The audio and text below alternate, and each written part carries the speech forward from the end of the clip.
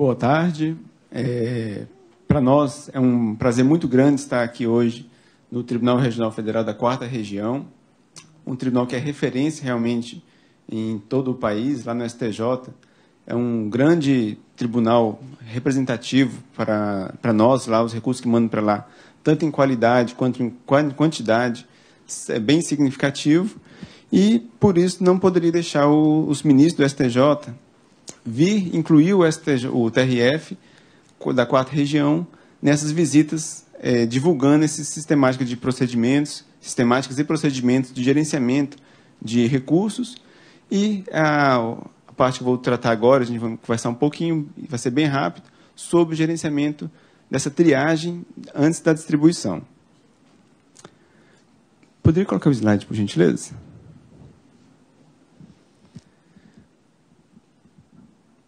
Bom, e o que é essa ideia de essas informações, essas práticas que a gente vem discutindo, conversando aqui, exatamente para subsidiar futuramente uma assinatura de um termo de cooperação técnica entre o STJ e os tribunais.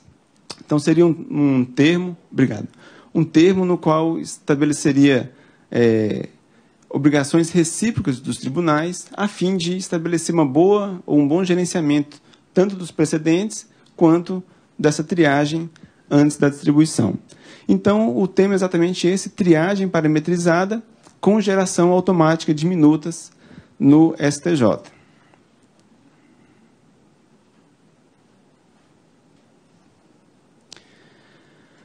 Bom, o que seria esse gestão de processo do trabalho? A gente pode pegar um conceito da administração que diz que consiste em conhecer, monitorar e melhorar, com a ajuda da tecnologia, os processos de trabalho para alcançar resultados consistentes e alinhados com a missão e os objetivos estratégicos de uma organização ou de uma instituição. Então, exatamente para isso que a gente estaria conversando, e eu destaquei 2 pontos aqui: a missão e os objetivos estratégicos. A missão é exatamente aquilo, para que uma organização, uma instituição existe. E no site, visitando o site do TRF da 4ª Região, eu verifiquei que a missão do TRF4 é garantir à sociedade uma prestação jurisdicional acessível, rápida e efetiva. Com relação aos objetivos estratégicos, no site eu consegui identificar um macro desafio relativo à celeridade e produtividade na prestação jurisdicional, que é exatamente tornar a prestação jurisdicional mais ágil, com vistas à razoável duração do processo, mediante a implementação de ações que propiciam o aumento da produtividade de magistrados e servidores sem prejuízo à segurança jurídica e dos procedimentos. De fato, quando a gente fala em ações de massa, ações repetitivas, tem que ter muito cuidado, como já apontado pela doutora Thais, que não quer dizer que a gente vai julgar aquele processo de qualquer forma. É importante a análise adequada do julgamento desse processo para não aplicar um precedente equivocadamente. Tem que analisar, fazer a justiça, de fato, aqui no tribunal ou na primeira instância. O tribunal vai lançar luzes sobre a orientação da interpretação adequada, seja constitucional, seja da legislação federal infraconstitucional, mas vai delegar essa competência para colocar fim ao processo de forma definitiva ao Tribunal Regional. Essa sistemática dos recursos repetitivos, de fato, é isso. A ideia seria o Tribunal Superior se manifestar sobre aquela matéria, no caso do STJ, em recurso repetitivo uma única vez, e a partir daí cria-se uma delegação decisória, uma delegação para que o tribunal coloque fim àquela matéria todas as próximas vezes que essa controvérsia, esse litígio surgir em um processo. Ou seja, o STJ não se pronunciaria novamente sobre essa matéria em recurso especial, exceto em 2 hipóteses, que a primeira é manutenção pelo tribunal de origem em acórdão divergente no juízo de retratação ou uma eventual revisão de tese. Então, está aí um objetivo estratégico do tribunal. E um outro que eu identifiquei também bem interessante diz respeito à gestão das demandas repetitivas e dos grandes litigantes, que consiste em aprimorar a gestão das demandas repetitivas, considerando os processos sobrestados por recursos repetitivos e de repercussão geral, a fim de reduzir o acúmulo desses processos, exatamente dentro disso que a gente acabou de tratar. E também visitando o site do TRF, identifiquei que o tribunal mantém um projeto de gerenciamento e elaboração automática de minutas de processos em demandas repetitivas. E isso é muito importante. Afinal de contas, problemas de massa demandam soluções de massa. Problemas individuais demandam soluções individuais. E essa elaboração automática de minutas, que é um projeto que hoje é realidade no STJ, vem proporcionando grandes ganhos, como a gente vai verificar a partir de agora. Bom, Diogo, mas como que essa gestão de processo pode ser útil ao TRF da 4ª Região? Eu poderia destacar pelo menos 2 pontos. O primeiro, dentro da sistemática de precedentes.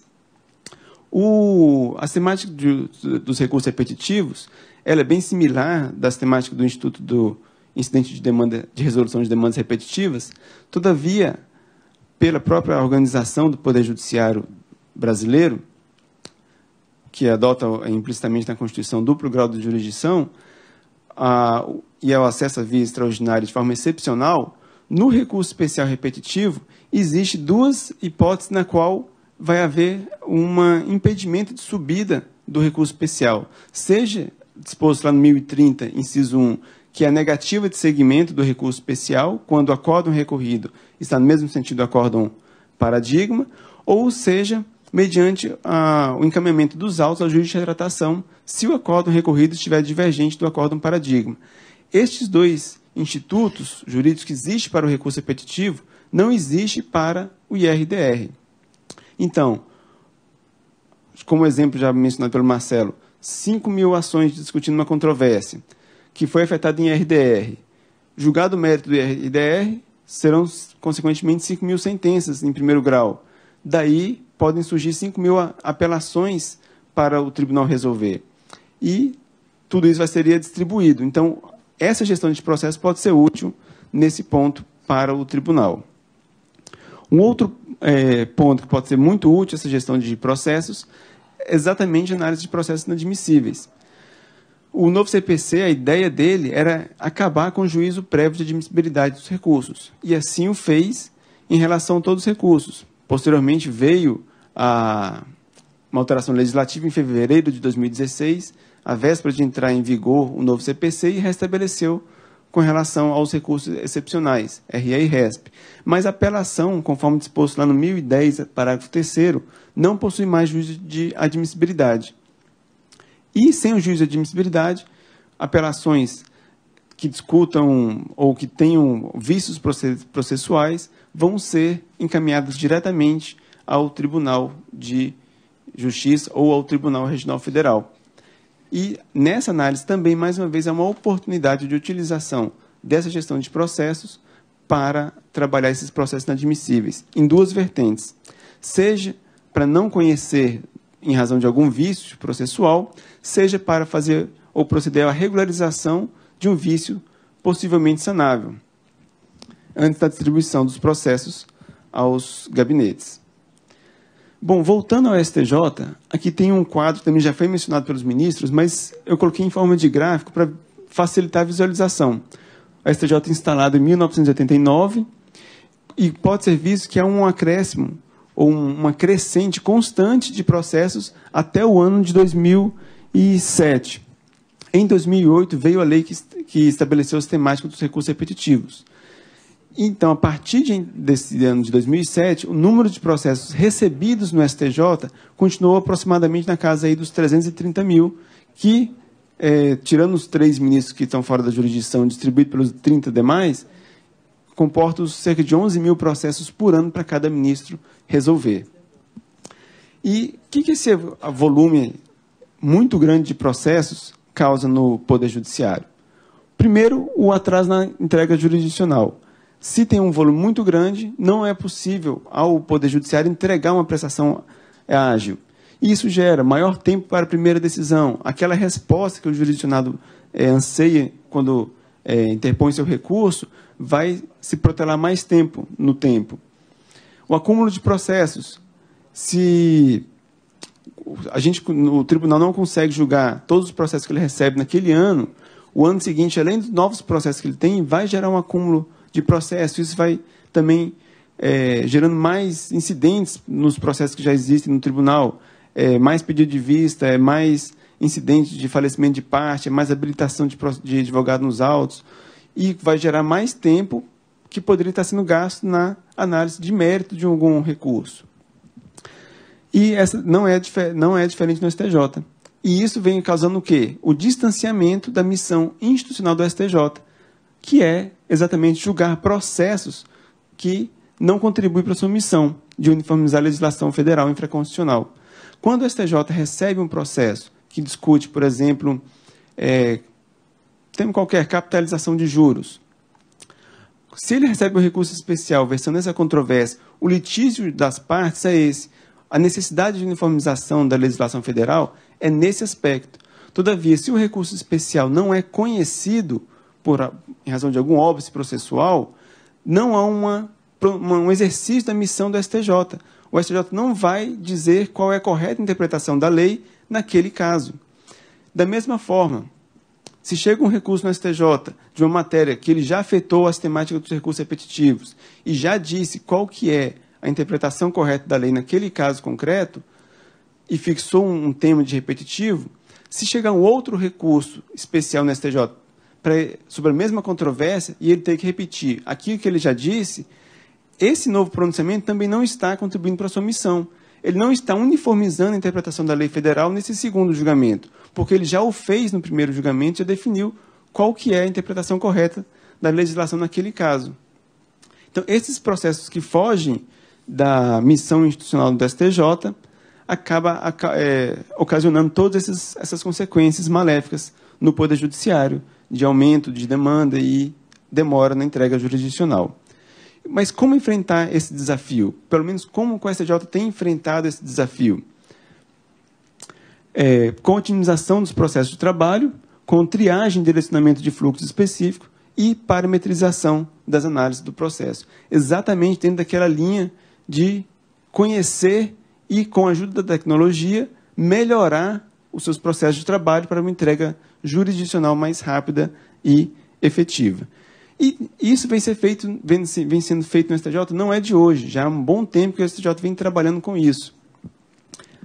O primeiro filtro que o STJ instituiu foi lá nos idos de 2007, 2008, há 10 anos atrás, há 11 anos atrás, na época em que o agravo de instrumento ainda era agravo de instrumento interposto contra decisão que não admitia recurso especial. Ele era formado a partir de cópias, xerocopiado o processo físico, era xerocopiado as principais peças, as peças obrigatórias necessárias, formado o instrumento, encaminhado para o Tribunal de Justiça, o TRF, e dali subia para o STJ o agravo de instrumento, contra decisão que não admitia o recurso especial. E era observado que muitos desses agravos de instrumento eram deficientes em suas peças, suas principais peças de formação, o que gerava não conhecimento. E isso não estava, era um volume de processos muito grande e que não estava contribuindo para a missão do STJ. O que o STJ fez? Identificando esse conjunto de processos similares, direcionou um fluxo diferente para ele. Logo em seguida, no ano de 2008 para 2009, nós tivemos a instituição das temáticas dos recursos repetitivos.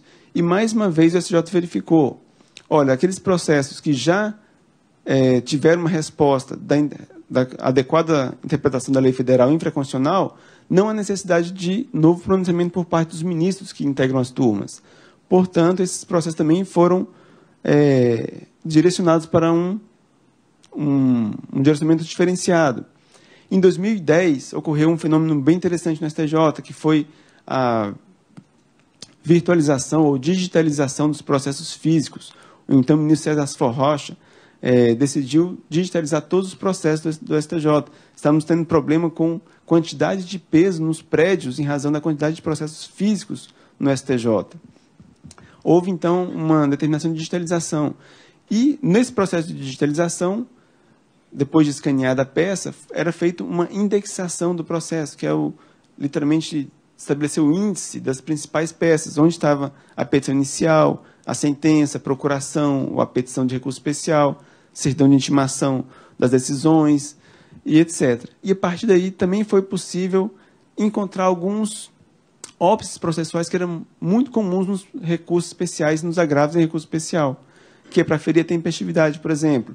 Bastava ver ali na certidão de publicação do acórdão e verificar na petição de recurso especial. Era possível ferir rapidamente ali uma intempestividade. Era possível ferir rapidamente se exauriu ou não instância. Então, em 2010, observada essa oportunidade, o STJ instituiu mais um filtro de triagem antes da distribuição dos processos. Em 2012, também mencionado pelo ministro Sanseverino na parte da manhã, foi identificada uma outra oportunidade. O ministro Sidney Bennett, um ministro muito atuante no STJ, já se aposentou, mas ele verificou que havia muitos processos no gabinete dele, na segunda sessão de direito privado, de grandes litigantes, e que versavam geralmente sobre a mesma controvérsia. O que ele fez? Ele instituiu um núcleo, antes da distribuição dos processos de matéria privada, a fim de identificar essas teses de grandes litigantes e, uma vez identificada, afetar ou distribuir entre os demais ministros da segunda sessão para afetar a matéria em repetitivo e, com isso, impedir a subida desses novos processos. Então, foi feito também esse novo filtro dos recursos repetitivos. Em 2015, um outro filtro, esse também bem impactante, que foi a questão da ausência de impugnação na petição de agora já agravo em recurso especial, nos próprios autos, a decisão que não admite o recurso especial. Também com iniciativa na época da presença do ministro Francisco Falcão e com o ministro Sanseverino já ocupando o cargo de presidente da comissão gestora, foi identificado que muitos dos recursos de agravo em recurso especial não havia a impugnação necessária dos fundamentos de inadmissão do recurso. Então, identificou isso e fez um novo filtro de triagem desses processos. E também desviou do fluxo. Em 2018, recentemente, a gente está trabalhando com um novo projeto lá na STJ de identificação das teses do recurso especial e dos artigos de lei tido por violado. E nessa análise também foi aferido que muitos dos processos de recurso especial não indicam sequer qual que foi o artigo de lei tido por violado. É sabido que o recurso especial é um recurso de natureza vinculado, não é um recurso de natureza aberta, na qual basta a parte se insurgir contra o resultado do julgamento. Existem requisitos constitucionais para sua interposição, e um deles exatamente indicar qual dispositivo de lei foi eventualmente violado pelo tribunal. E muitos dos recursos especiais não estavam sendo indicados, não estavam indicando qual é esse artigo. Então, a gente está identificando esse processo, mudando os fluxos antes da distribuição, para direcionar também esses processos para o mesmo fim. E essa triagem, como pode ser observado, vem desde 2007, não quer dizer que vai acabar agora. Há no Congresso tramitando a proposta de emenda constitucional para incluir o filtro da repercussão geral, ou arguição de relevância da questão federal, para o STJ. E se, porventura, aprovado esse filtro, pode ser incluído mais um filtro de triagem antes da distribuição relativo a esses processos. Mas, Diogo, para onde são encaminhados esses processos? Você falou que tem uma direção de fluxo a partir da inserção de informações no sistema. Todos esses processos que eu mencionei, eles são direcionados para uma única pessoa, no caso, o presidente do STJ. O artigo 21E do regimento do STJ atribui ao presidente a competência para, antes da distribuição, julgar o recurso em, basicamente, 4 situações, que está nos incisos 5 a 8 do artigo 21E. Na primeira, não conhecer de recurso manifestamente inadmissível ou que não tenha impugnado os fundamentos da decisão agravada. No inciso 6 do 21E, negar provimento ao recurso especial se o acórdão recorrido está no mesmo sentido de paradigma de repetitiva ou de súmula do tribunal. O inciso 7, também compete ao presidente, antes da distribuição, dar provimento ao recurso especial, caso o acórdão recorrido esteja contrário ao entendimento de paradigma ou de súmula já do STJ ou do STF. E o inciso 8, também compete ao presidente do tribunal devolver ao tribunal de origem recursos especiais ou agravos em recursos especiais que não observaram o procedimento estabelecido no CPC para as temáticas dos recursos repetitivos normalmente, quando o recurso especial versa uma questão que já foi afetada as temáticas dos recursos repetitivos, e o tribunal, ao invés de suspender ou negar seguimento ou devolver para a juiz de retratação, faz a admissibilidade do processo e encaminha ao STJ.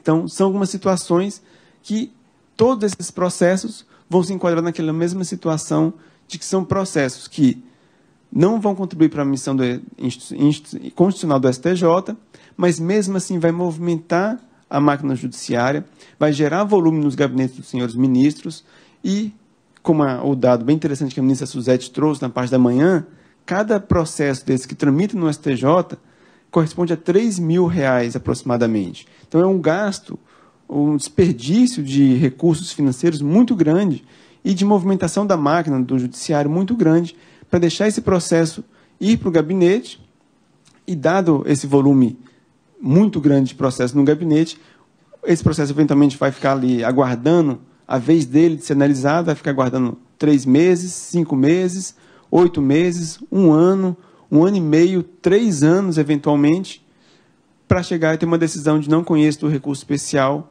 porque está intempestivo o recurso especial, ou não conheço do agravo porque não impugnou todos os fundamentos, ou não conheço do recurso especial porque não foi feito o preparo adequadamente. Então, é muito tempo para ser gasto para uma não resposta do Poder Judiciário do STJ. Aqui a gente tem um gráfico, graficamente, como é que funciona esse fio de triagem hoje no STJ. Então, chegou o recurso lá no tribunal, vai ser feita uma primeira análise. Esse recurso indicou o dispositivo de lei tido por violado? Se não indicou, esse processo já é registrado à presidência. Se indicou, ele vai para um segundo filtro. Preenche os pressupostos objetivos? Se não preenche, também manda para a presidência. Se preenche, vai para um outro filtro. Se é agravo em recurso especial, esse agravo impugnou todos os fundamentos da inadmissão do recurso lá da decisão de admissibilidade? Se não impugnou, registra a presidência. Se impugnou, é um recurso repetido, ou seja, é um recurso cuja controvérsia foi analisada sobre as temáticas dos recursos repetitivos. Se é, vai para a presidência também. Se não é, aí sim é a hipótese de distribuição. E quando se diz presidência, essa análise é feita por meio do Núcleo de Admissibilidade e Recursos Repetitivos, que é um órgão da assessoria da presidência do STJ, incumbido exatamente de analisar esses processos antes da distribuição. E essa análise, tanto essa triagem quanto essa análise, é de forma muito célere, porque é um princípio também constitucional a rápida distribuição do processo para o relator.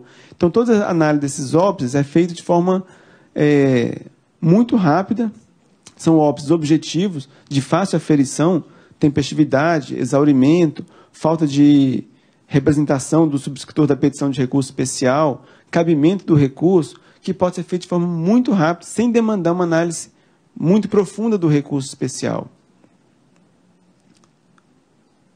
De uma outra forma, esse filtro pode ser analisado assim. Na primeira triagem da indexação legislativa, cerca de 5% dos processos não atendem esse pressuposto. Na segunda triagem dos pressupostos objetivos, outros 11% falham em algum pressuposto. Cerca de 19% falham com relação à impugnação específica dos óbices da decisão de inadmissibilidade, 5% diz respeito a processos de matéria repetida e 60% são os restantes, que esses vão ser distribuídos imediatamente aos gabinetes de ministro. E esses são processos que versam, em sua maioria, matérias de teses novas e que ultrapassam os pressupostos de admissibilidade.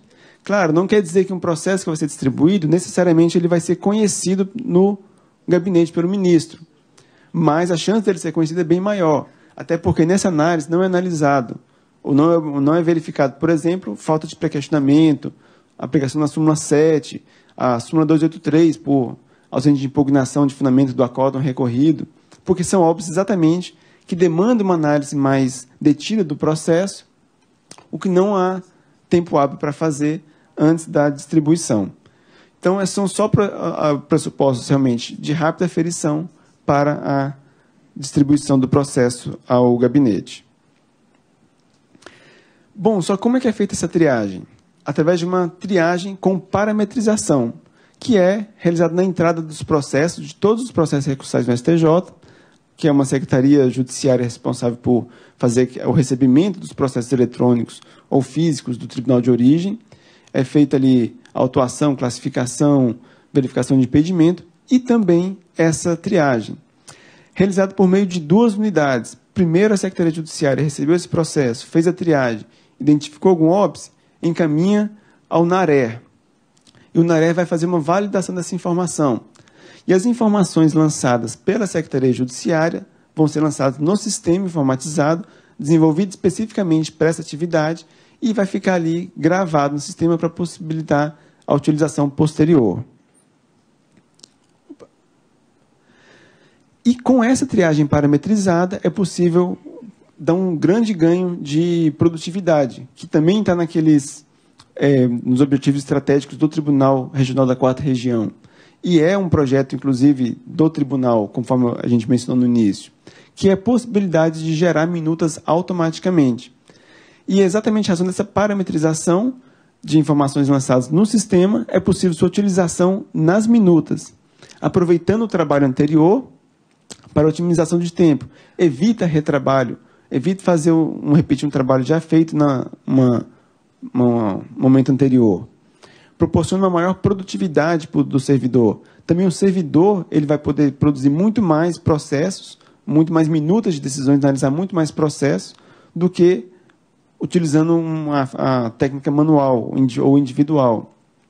E no STJ, a quantidade de processos que um servidor que utiliza essa ferramenta, essa sistemática, gera antes da distribuição, é cerca de 5, 8 vezes maior do que um servidor que utiliza a técnica convencional dentro de um gabinete, eventualmente. Claro, essa análise é feita com processos de baixa ou média complexidade. São processos de natureza repetida, são processos que não preenchem óbices processuais. E deixa aquela questão mais complexa exatamente para o gabinete fazer e enfrentar o mérito de questões novas, questões para serem objeto de afetação em recursos repetitivos, etc. E também reduz ainda consideravelmente a incidência de erros, de grafia, de concordância, de formatação de uma decisão, já que não vai precisar que o servidor manuseie individualmente aquela minuta. A decisão já vai sair já formatada adequadamente nos termos e no vernáculo e de acordo com o que o desembargador, o magistrado ali, no caso o ministro, deseja.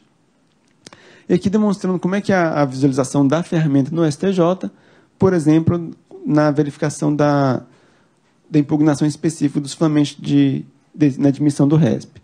Então, um processo hipotético, no qual os fundamentos da inadmissão já estão parametrizados no sistema, o servidor recupera essas informações do sistema e lança na ferramenta eletrônica quais foram o motivo de inadmissão, então ele escolhe, no caso, lê a decisão de inadmissão e verifica que foi inadmitida em razão da súmula 284 do STF, súmula 211 do STJ, ausência ou deficiência de cotejo e a súmula 7 do STJ.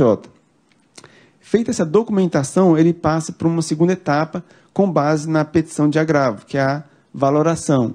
Ele vai verificar cada um desses fundamentos, quais foram impugnados ou não, e marca no sistema também.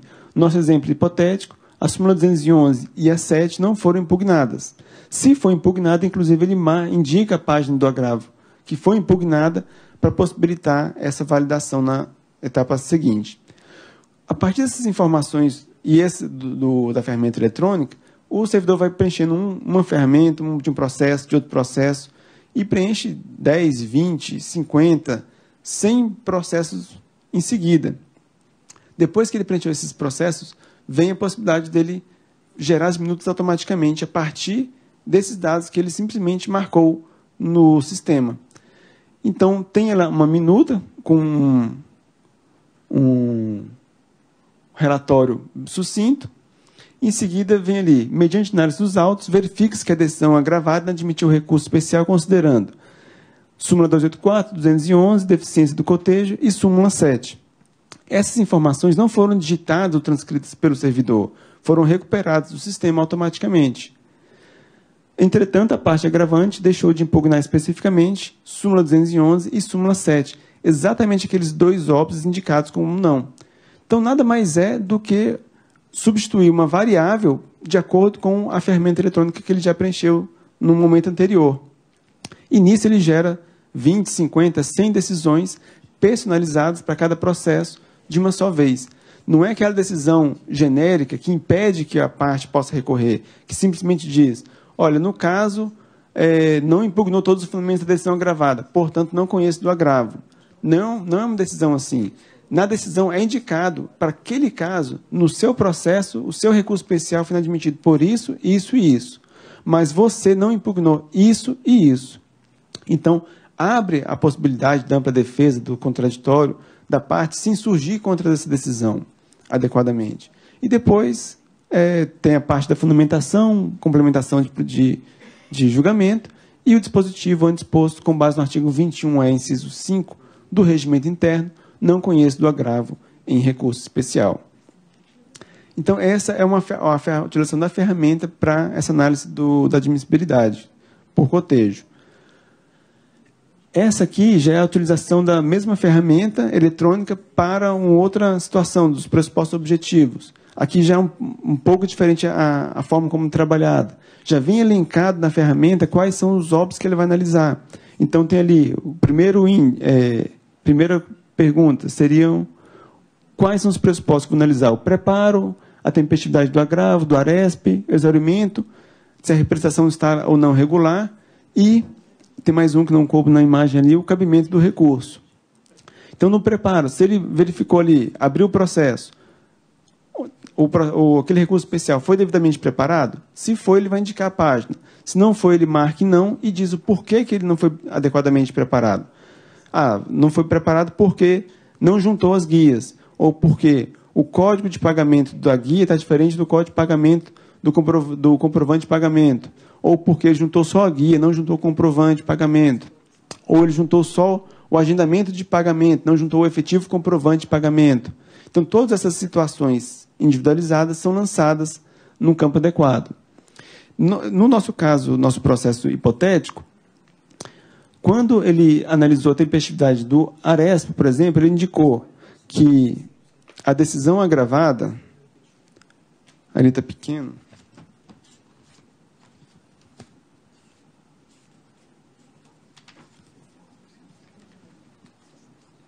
mas a decisão foi agravada, foi publicada em 29/8/2016 e o agravo foi interposto em 7/11/2016.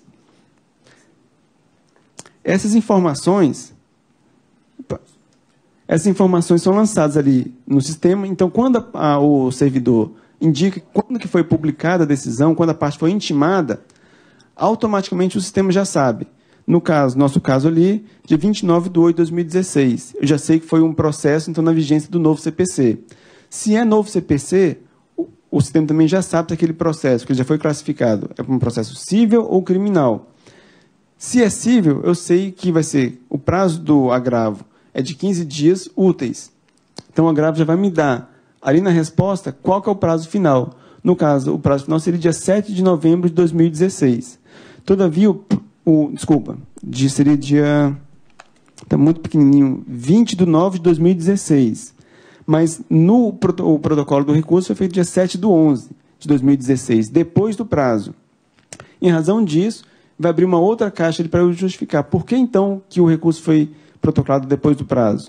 No nosso caso específico, foi interposto um recurso incabível com decisão de inadmissão, que é os embargos de declaração, no nosso caso hipotético. Ou seja, com a decisão que não admitiu o recurso especial, foi oposto ao embargo de declaração, que é recurso incabível, não interrompeu o prazo. O prazo conta a decisão até a petição de agravo.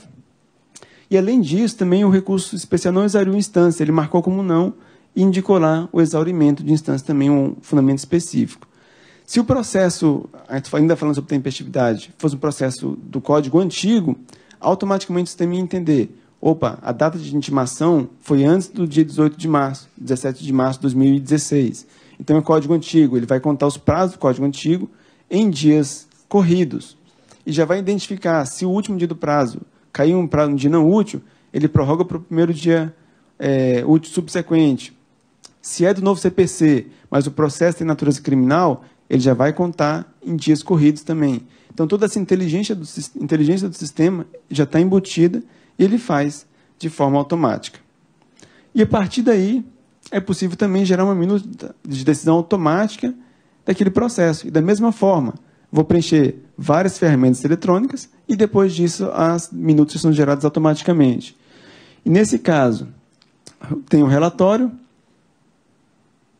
e a fundamentação relativa ao primeiro pressuposto não preenchido, que é o da tempestividade do agravo. Mediante análise dos autos, verifica-se que a parte recorrente foi intimada em 29/8 e o agravo interposto em 7/11. Essas datas também não foram preenchidas à mão na minuta, já foram preenchidas lá atrás, quando preencheu a ferramenta eletrônica. E o sistema recupera automaticamente. E, dessa forma, inadmissível, eis que interposto fora do prazo de 15 dias úteis, nos termos do artigo 994, inciso tal, combinado com o artigo tal, todo do Código de Processo Civil.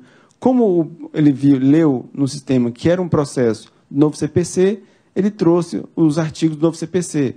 Se fosse um processo do CPC antigo, se essa data aí fosse 29/8 de 2014, por exemplo, ele ia trazer a seguinte redação: dessa forma, intempestivo, porquanto interposto fora do prazo de 10 dias corridos, nos termos do artigo 544 do CPC de 73. Se esse processo fosse um processo criminal, dessa forma, intempestivo, porquanto interposto fora do prazo de 15 dias corridos, nos termos do artigo tal do CPC, combinado com o artigo tal do CPP, que informa que os prazos correm de forma corrida nos processos de natureza criminal. Então, é feito já essa adequação automática, não precisa do servidor indicar, preencher, copiar o modelo.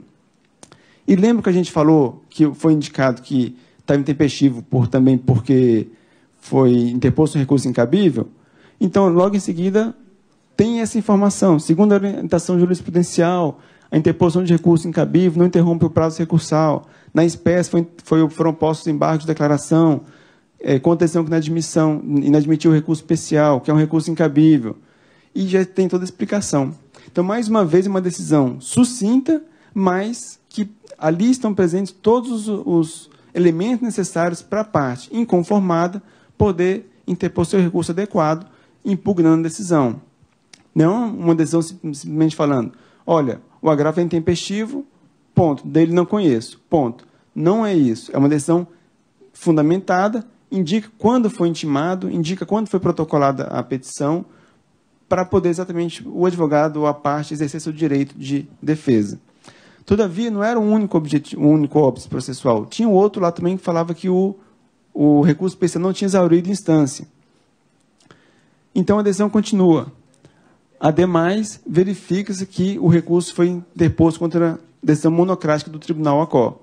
Esse conectivo, ademais, o próprio sistema já identificou que tem 2 óbices, então ele vai lançar o primeiro óbice, colocar um conectivo e continuar com o segundo óbice, que no caso foi a falta de exaurimento de instância, que está aí a fundamentação também. Vamos supor que tivesse outro óbice, o recurso tivesse deserto. Ele ia, depois do segundo óbice, acrescentar um outro conectivo. Outro sim, verifique se o recurso não foi devidamente preparado, uma vez não juntada a guia de comprovante de pagamento, ou uma vez que o recurso, a guia de comprovante está diferente da guia de recolhimento. Mesmo com abertura de prazo, não foi regularizado o preparo. E se tivesse outro óbice, cabimento, aí tem outro conectivo. Ainda que assim não fosse, o recurso também não é cabível. Então, ele consegue conjugar mais de uma hipótese dentro da admissão e lançar tudo numa mesma decisão, sem que o servidor precise manusear a minuta. No nosso caso, temos 2 óbices só, então lançou o primeiro óbice, lançou o segundo, vem um dispositivo antexposto, com base no artigo 21E do Regimento Interno do STJ, inciso 5, não conheço do recurso. E o que isso tem gerado?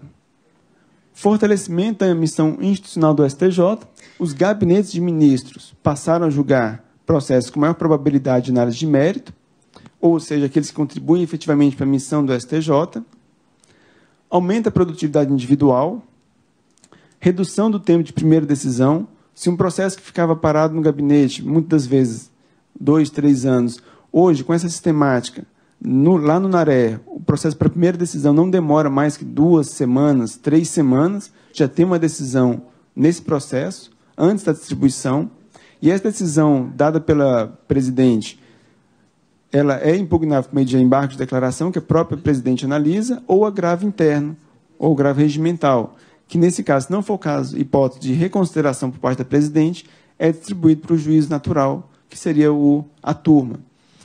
Uma pergunta que as pessoas costumam fazer, mas isso violaria o princípio do juízo natural, uma vez que o recurso especial tem que ser distribuído?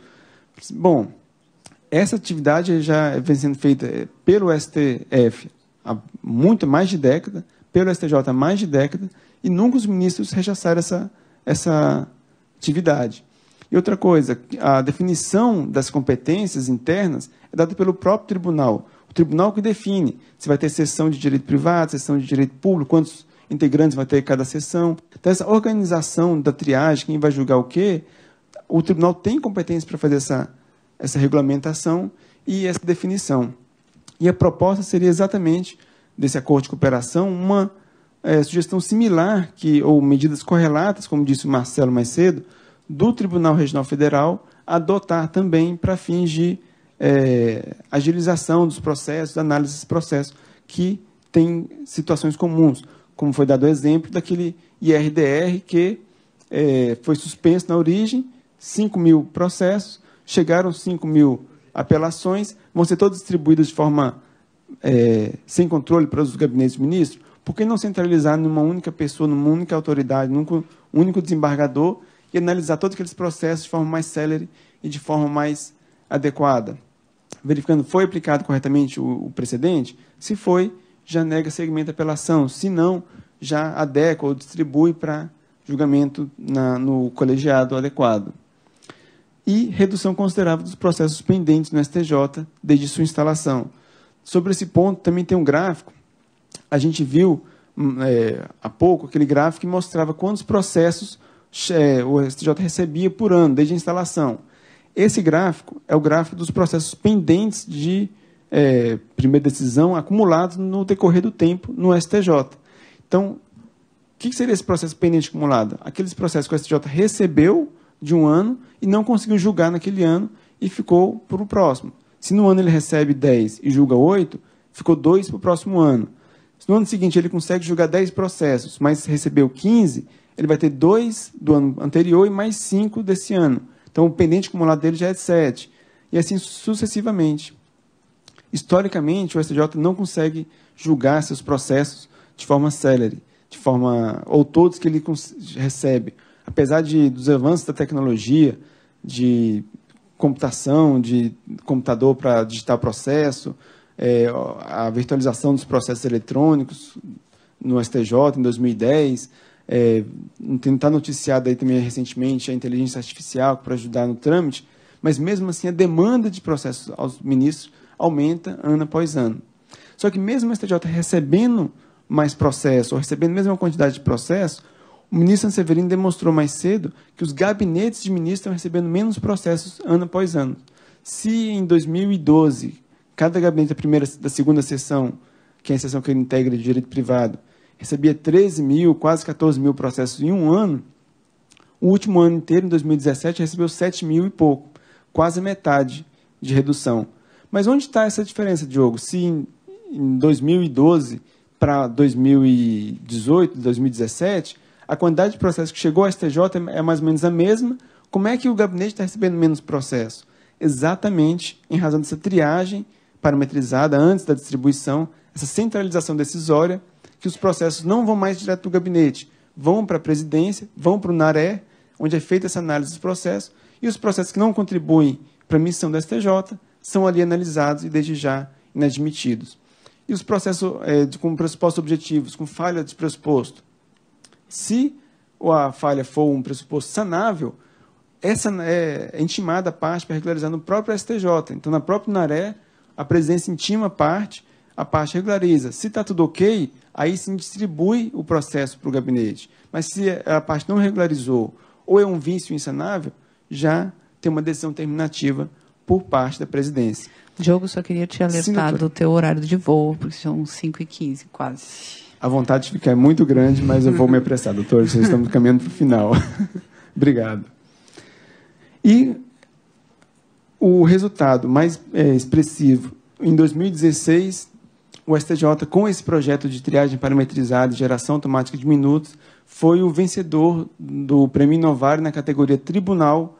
Exatamente, está aí a ministra Carmen Lúcia entregando o prêmio para a ministra Laurita, atual presidente, e para o ministro Francisco Falcão, que era o presidente que antecedeu e que implementou o sistema de triagem automatizada, que priorizou esse sistema para conseguir esse resultado no STJ. Então, o resultado é esse, e a proposta exatamente é essa, estabelecer um termo de cooperação técnica para auxiliar, né, naquilo que for adequado ao tribunal, claro.